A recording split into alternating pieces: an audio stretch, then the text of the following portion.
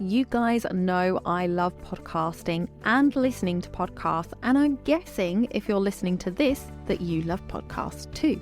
Have you ever considered podcasting yourself? It is a great way to reach your audience, grow your know, like and trust factor, and not need to show your face unless you want to. If it is something you've thought about but you don't know where to start, then head over to becomeapodcaster.uk/BAP quiz, BAP quiz, to access a 2-minute quiz that will help you work out what type of podcast might suit you.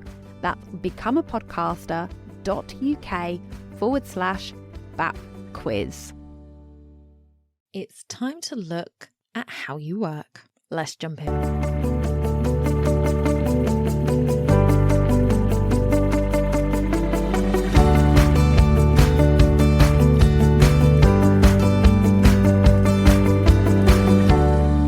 Welcome to the Wedding Procast UK. My name is Donna. I'm your host and I am so super glad to have you here today. I hope you enjoyed last week's interview episode.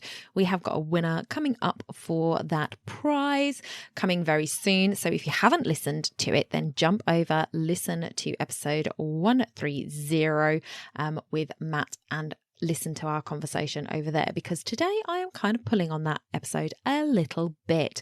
So the primary focus of this podcast is to help busy wedding suppliers streamline their business so you can get back to doing what you love, creating beautiful weddings for your couples. Last week, we were talking about hustle culture with Matt, and this week I wanted to use this episode along with the low season priority series.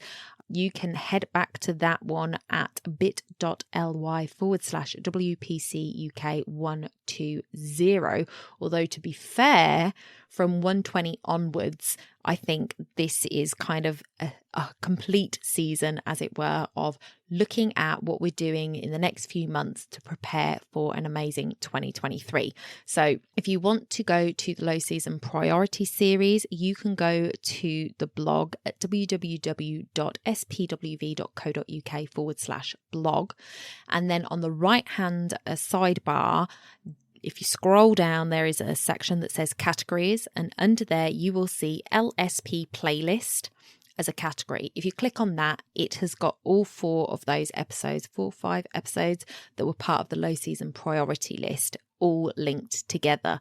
However, the ones that followed and 120 were really good for this planning season that we're heading into. So I would definitely head over, listen to those, download them. I do say in the low season episodes that you want to take maybe a weekend or 2 days during the week to really sit down and do some planning. Take a listen to these episodes as the start of your planning process, so you can really sort of get your head in that place. So I want you to use these episodes to help you to avoid that hustle mentality. I want you to be really intentional with what you're doing in your business. So we're not being dragged along by it, but we're leading the charge instead. Today, we're talking about seasonal planning. So we are going to not go back over what we have spoken about in those low season episodes. Today specifically, I want you to marinate on how you are working in your business. What does it look like on the day to day? Where are you spending time? Where might you want to be doing some different things? Find out where you're losing time. You know, that is a big one. And that was a big one for me. So I have actually started to use a time tracker to track my time. I might bring this up in an episode coming up, because I literally, as I was writing out the outline for this episode, I thought, do you know what? If I could actually see how I was using my time, if there is something I could use for that, that would be really good. So I have downloaded an app. It is called A Tracker Time Tracker, and that is capital A, capital T, RACKER, and that is put as all one word. So A Tracker, and then Time Tracker. This is the one that I am currently using. Now, I have paid for it. I think it was £4 something. It wasn't very expensive. And that is for lifetime access, $4.49, and that is so that you can make unlimited tasks on it. And what you do in the app is you will write out what a task is, and as easy as hitting it to start it and hitting it to stop it, it will calculate how long you have spent doing different tasks. So you can put everything in there. I literally put a bathroom tracker on there because, I drink a lot of water and I go to the bathroom quite a lot. I think I lose a lot of time going to the bathroom, to be honest. TMI, maybe. But when you get to the end of the day and you're like, where did my time go? I feel like I've got nothing done today. Being able to use something like this and actually see where that time went, it's going to help you discover where the gaps are. It has the potential to help keep you focused because you're going to literally, whenever you stop doing one task, you're going to end that on your tracker and then you're going to start a new task.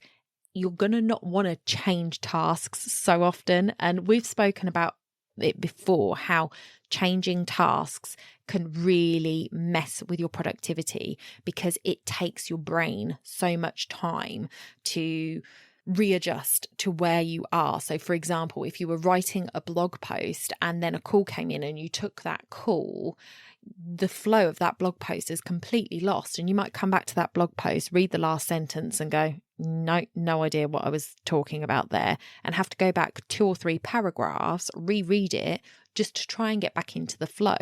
And you might not be able to do it. You might have completely lost the point you were making and you might have to change it. So changing tasks, we know, takes a lot of time. So you'll be able to look at that with this kind of app to see where are you losing the most time. So give it a go for a week or so and see where you're leaking that time. Where aren't you spending enough time? Where are you spending too much time? It can be a real eye-opener. I know just from looking at the screen time prompt that my iPhone gives me once a week. It says, hey, check out where you've been spending your screen time. And I look at that. That is scary figures right there, I have to say. So this is kind of a self-imposed tracker for that, where you're going to be able to see, are you spending too much time in your emails? Because we don't need to be spending much time in there, do we? There's a lot of rubbish in our emails, let's face it. We don't need to be spending too much time in there. But more often than not, it is one of those things that completely sucks us down a hole. So if you don't want to download that app can be used for free for up to 5 tasks. So if you could break down what you do in a day into 5 different zones, and say, this is admin, this is client work, this is research, whatever, then if you can just use 5, then you'll be able to do it. But it's not going to give you that in-depth look at what you're spending your time on because they're such broad categories. So I would highly recommend just paying the $4.49 so that you can track this. And then if you don't want to do that, good old pen and paper works. Started writing blog post and the time that you started, and then when you stop, write the time that you stop. That one would definitely be more of one of those ones where you want to keep on task, because if you've got to then go stopped writing at 1:15, took a call, 15 minutes, went back to the blog and got an email notification, you might be jumping about a bit too much there. So definitely pen and paper will work. If you are more technologically minded, like I love an app, then this A Tracker app is good. So far, I've been using it for, let's have a look, maybe a few hours by the looks of it. About 3 hours, I think I have been using this app for. It is currently telling me that I have spent 58 minutes recording podcasts this afternoon, which is interesting. I spent 31 minutes writing podcast outlines. I spent 30 minutes in my email. I spent 4 minutes on my website updating something. I spent 5 minutes feeding my cats. So there is your little look at what I've been up to this afternoon since I downloaded the app. Do that and get a really good idea of where you are spending your time. So now we are going to jump forward and assume that you have done this. Have a look and look at where your time is going. And as I say, when you're doing your planning for next year and you're really sort of getting into the weeds of what your priorities are, where you want to be at the end of next year, how your business is going to look, what you want to do with it, where you want to go, and things like that, this is a great thing to add into that planning session. So what are your top priorities? Let's have a look at that planning session. Out of it, what came up as your big milestones that you want to reach by the end of next year? Does your time breakdown currently support or hinder those priorities? If you are finding that you are working on your current priorities, things that you want to get finished by the end of this year, and that's taking up a majority of your time, you might say, yes, I am in a good position for next year's priorities to be priorities in my business and for me to have the time to do it. If you find that your time is actually taken up with all of those little bits, like I said, emails, phone calls, hopping onto this website, hopping onto that website, loading things onto your social media, website maintenance, all of that jazz, if that is taking up a majority of your time, you might find that actually the way you're currently working is going to hinder you getting to those priorities next year. So how can you change the way you work to make sure that you're pushing those priorities forward? For example, you may have found that the app has tracked that you lose a lot of time jumping between tasks, like we spoke about earlier. If that is the case, then maybe time blocking is going to be something that is going to work better for you. So maybe you make sure that you are only taking calls at certain times. So you can set up your answer machine on your phone, and I would recommend having your answer machine set up. You may have it set up to say, hi, thank you for calling. We respond to calls between Monday and Friday between 12 and 1 and 4 and 6. Outside of these times, please leave a message and we'll get back to you as soon as we can. And then you can set those expectations that you are going to be calling them back between 12 or 1 or 4 and 6. This means that when you are working on something, you can turn your phone on to airplane mode and you're not going to miss those important calls. They're going to be more likely to leave you a message because they can see that you're actually going to respond. Make sure you say who you are. A lot of times people will phone mobile and get a mobile answer machine and it will just say, this is the answer machine for this number on an automated voice, or the person who is recording the answer machine message won't actually say who the person has got through to. So like I just did where I said, hi, I answer calls between, you want to say this is Donna Eade Photography. I answer calls on Monday to Friday between 12 and 1, blah, blah, blah. Make sure that they know that they've got through to the right person and they're more likely to leave a message. Perhaps that makes you nervous. The idea of somebody calling you, not getting an instant response, then they're moving on to the next person and booking them. Maybe you want to look at hiring a VA to take calls for you during certain times. So instead of having your calls between those certain times, those are the times where you are working on your priorities. So if you have got 3 big priorities and you want to work on those, then maybe there are 3 mornings a week where those priorities are what you are doing and nothing else is going to interrupt it. So you hire a VA to take any calls that come in between 9 and 12 on Monday, Wednesday and Friday, for instance. They'll be able to then take those calls, take those messages, give some information and put that client into the system of ease and working with you. Perhaps you would feel more comfortable if you actually had a redirect and somebody else to answer those calls when you're working on your priorities. Perhaps you found that you're jumping from one thing to another as they come up, and it means that you get to the end of the day wondering where your time went. Well, with the app, you're going to know now. And if this is the case, that you were like in your emails, then on social, then in your invoices, then back to emails, then on the phone, then back to Zoom, in your emails, etc., and the day has gone, then I would suggest really honing in on your priority list. Rather than starting the day and going with the flow, look at what you need to do to move forward on your priorities. For example, if you have 3 big priorities for 2023, break those projects down in what you need to do each month to get them done. Maybe they run simultaneously.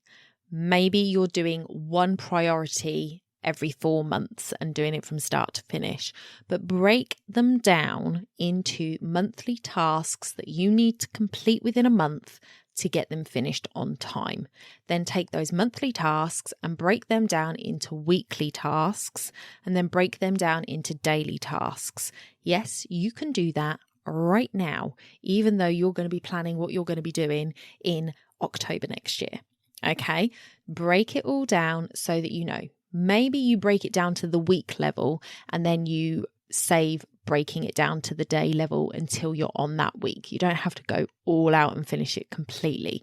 But what I am saying here is that if you can do this, then those priority tasks go as your number one on your to-do list. So I have worked with my health coach. I've told you about Angela before, and we talked about having my 3 must-dos of the day, and that is it. Do not overwhelm yourself, especially if you work on your own. You are all things in your business, and it is so easy to just get buried under everything that you need to do.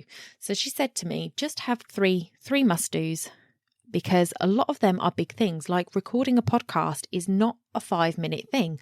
As you heard me say earlier, I've been at it for 58 minutes so far, and that was back then. So we're even further into it now. So these aren't quick things and they take time. So have 3 things on your list. If you have got your priorities for your big 3 written down so you know what you're doing, then take those tasks for that day and put them as number 1. Number 1 top priority is to get those priorities, those 2023 priorities done first. So you then make the choice to start your workday on that priority rather than jumping into your emails. And then you can get that priority done and you can feel accomplished knowing that you're a step closer to completing one of your big 3 priorities for 2023. Knowing that, you can then carry on with your regular business stuff without feeling like you're getting nothing done or falling behind, or you're in the need for hustling all the hours to reach your goals, because you have prioritized those priorities and they're the first thing you get done in the day. That might work better for you than calendar blocking. It just depends on how you work best. But if you find you're jumping from task to task, blocking might work for you. If you're just finding that you're just going with the flow and get to the end of the day and nothing seems to have got done, then having that priority list and making sure that your big goals for the year are getting done as your first priority of the day, then you may find that you feel like you're getting further and you're not wasting time, because all of that business stuff needs to get done. But the fact is, if you don't get into your emails until the afternoon, it's not the end of the world. But if you don't get your priorities done, that's when you're going to start falling behind on your goals. And if you don't prioritize your priorities, then it's easy to start the day and just go with the flow until you get to the end of the day and then go, oh, I didn't have any time to do that.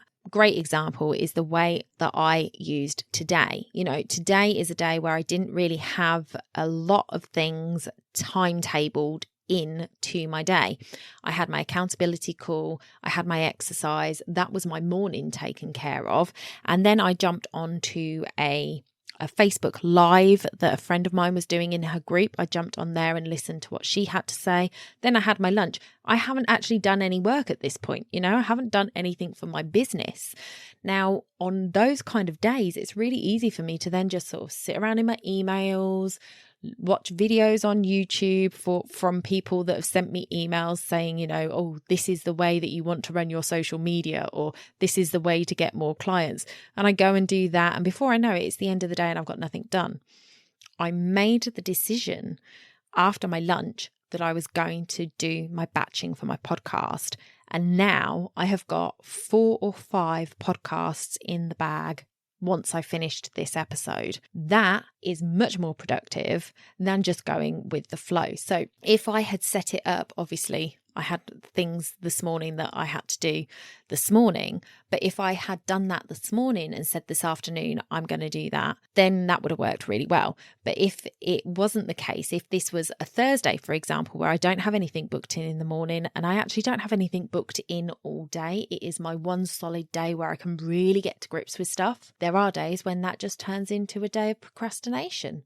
And if I sat there with my priorities at the beginning of the day and said, okay, this is the priority for me to get done today, and that was the one thing I started working on as soon as I got up. I didn't head into my emails like I often do. I didn't go onto YouTube. I didn't go into my MailChimp or my Buzzsprout or whatever.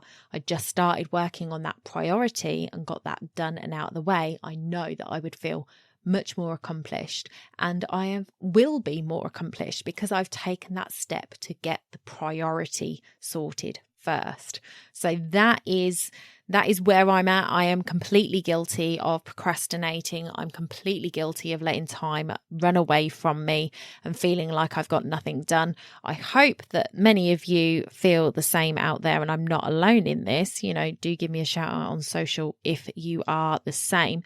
But this is something that I feel can really help, is to really analyze where it is you're spending your time. Because for me, I would say that to my other half when he gets home from work, like, I don't know where the day's gone. I don't feel like I've got anything done today. And I have got things done. And there are things that I have done.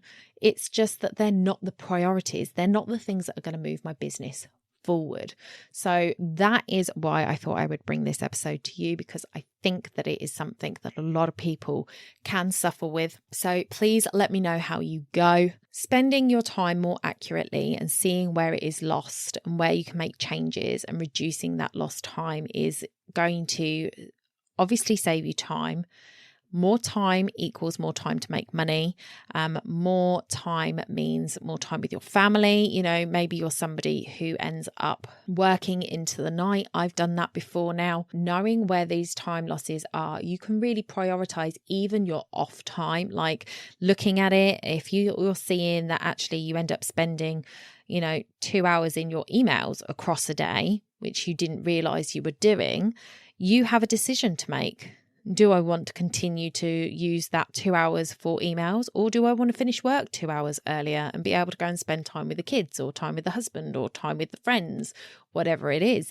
You get to see that, but you can only see that if you are actually looking at where you are spending your time. It's so easy to go, oh, well, I did this, this, and this, but you don't really know until you start analysing it. So analyse, what are you using your time for currently? Is that the best use of your time? Is that what you want to be using your time on going forward? Is it going to help you reach your priorities? I hope that this and the other episodes help you to plan your best year ever, being more productive and more focused and avoiding the hustle mentality in 2023. If you have enjoyed this episode, please share it on Instagram, tag me at DonnaSPWV, send it to a friend, spread the word. I'm here to help.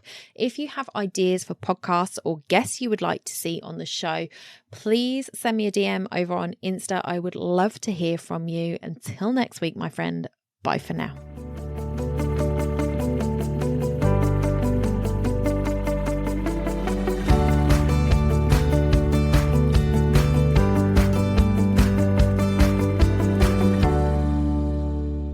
Don't forget to hit those stars and leave a review of the podcast where you listen if you found value in what you heard today. It's a free way you can help the podcast reach more people just like you.